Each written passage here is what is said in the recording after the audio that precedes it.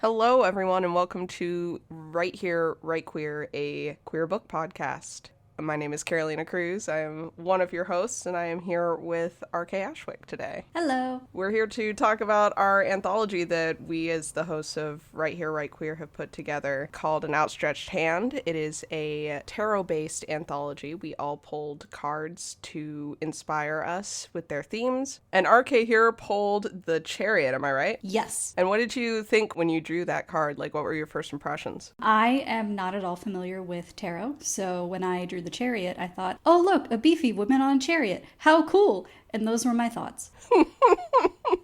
Yeah, that's so reasonable. The art on the cards is so fun, but it also leaves such a strong impression before you even know what it even means. When you looked into it more, how did you kind of find those themes and the meaning of the card, and how did you kind of interpret that moving forward? Yeah, so I looked it up so that I wasn't going off of just beefy woman on a chariot. And the card is all about determination, focus, self-discipline, and also about competing forces wanting to go in different directions, because usually there are two animals of some kind driving the chariot, and they're kind of like looking in two different directions, or they seem to be wanting to go in the opposite directions. So I knew that I wanted to write about two opposing forces who end up moving in the same direction at the end. And then I also wanted to toss out one idea that I didn't end up using but still really vibed with at the beginning, was that their card really reminded me of ADHD, because it's contrasting focus with forces that want to go in different ways. And I was like, well, ain't that just the way? And it, talks a lot about like focus and self-discipline, which I feel like people who talk to ADHD people, they're like, well, why aren't you just more focused, or why aren't you just more disciplined? So I really got those vibes from the card. Yeah, I can definitely relate to that. You ended up not going with that, but like when you started working on your story, what kind of excited you about the Chariot and how you could use that to structure like a short story? I ended up using this card as an excuse to write about sapphic rival witches. Yeah. So naturally they're like pitted against each other, and I also incorporated the stars and moon theme in the card and thematically applied it to their goal. So my story, The Chariot, is about two witches who both arrive at the temple of the goddess of navigation, whose imagery is like stars and moons and stuff like that. And their goal is to earn the goddess's New Year's blessing. The problem is the goddess will only give out one blessing at this temple, so they have to compete for it. And then, And then. And then. What is your favorite part of this story? Okay, one of my favorite parts is a spoiler, so I'll go with my other favorite part, which is the witch's very first introduction. They are kind of in a standoff because they both arrive at this temple at roughly the same time, and they both want each other to leave, but they are, for various reasons, are very determined, so that they can't, and so they're really just sort of like bluffing at each other, and that allowed me to contrast their personalities and kind of like set them apart from each other at the get-go. And I also had fun with it being dual POV. So you see their interpretations of each other, and then you see what they're both hiding from each other. So that was fun. Yeah, no, their back and forth is really, really compelling. I think that they both are very strong personalities, and that's why it's so fun to kind of watch them not only see what they think of each other, because you get an impression of what they must think of each other through their interactions, but then you get to see the truth of it. Yeah, the dual POV really works well for this one. I really enjoyed it. I always love dual POV because the two characters, it's Bree and Vale. Bree arrives first at the temple, and that's the POV that you're in. So you're very like pro Bree at the beginning, and so Vale comes in and she is kind of a bitch. She is. But I love it. She is like a royal mage, and so she's coming in kind of like Ice Queen, and Bree is very much the village witch from Hobbiton, very like down to earth. Vale considers her very like simplistic and beneath her. Obviously that is not true until she's physically beneath her. Ha! But thank you for letting me make that stupid joke.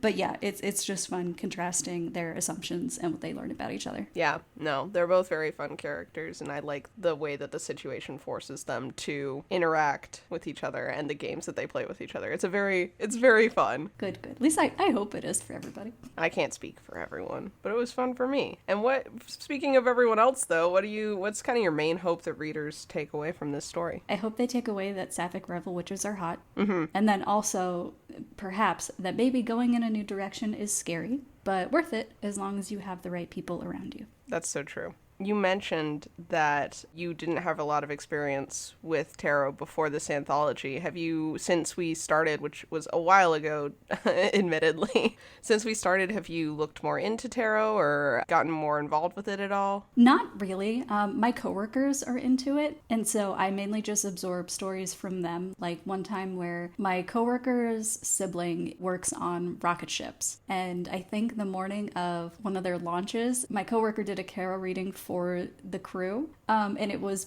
bad, and then the launch went bad. So she was like, oopsies. Oops. So that's my secondhand experience with tarot. Do your coworkers at practice know about this anthology? Not yet. I'm sure they will eventually when I start talking about it on social media. I'm very excited to find out how people who do have experience with tarot kind of take our interpretations with this anthology, you know? Yeah, somebody could come up and be like, look, you completely misinterpreted the Chariot and everything is wrong and you're the worst. And I could be like, okay. Or they could be like, this is a really insightful interpretation that's like given a lot of depth by the fact that you're interpreting it from a very like unique perspective. So there. That's a very optimistic viewpoint. Thank you. I like optimism.